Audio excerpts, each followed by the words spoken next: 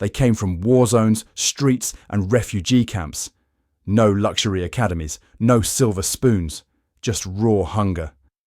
This is the story of 5 footballers who rose from rock bottom to the very top of world football, from slums to podiums. Let's go.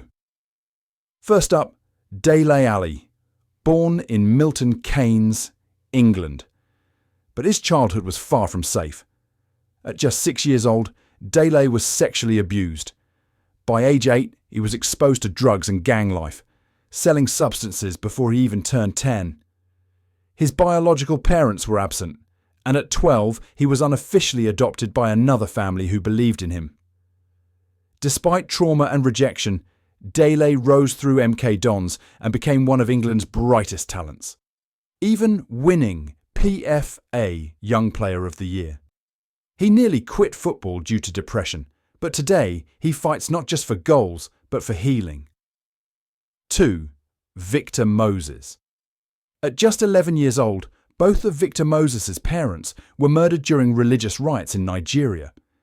He fled the country alone, arriving in the UK as an orphaned refugee. Victor didn't speak English.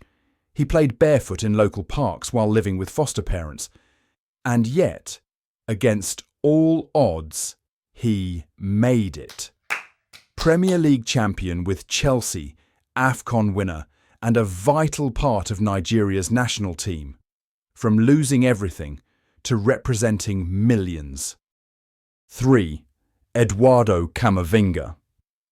Born in a refugee camp in Angola, Eduardo's early life was survival mode. His family escaped civil war, moving to France. Just when life started to settle, disaster hit. His home burned down. Camavinga nearly quit football, but instead, he doubled down. By 16, he was debuting in League One. By 18, he was wearing the Real Madrid shirt. Today, he's one of the brightest midfield stars, proof that even ashes can grow greatness. 4. Alphonso Davies.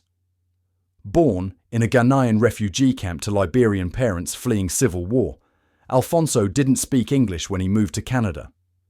His parents worked minimum wage jobs just to survive. Football became his escape, his wings. By 15, he was Canada's youngest pro. By 19, he was winning the Champions League with Bayern Munich. Now, he's not just a football star, he's a UNHCR ambassador for refugees around the world. Finally, Luka Modrić.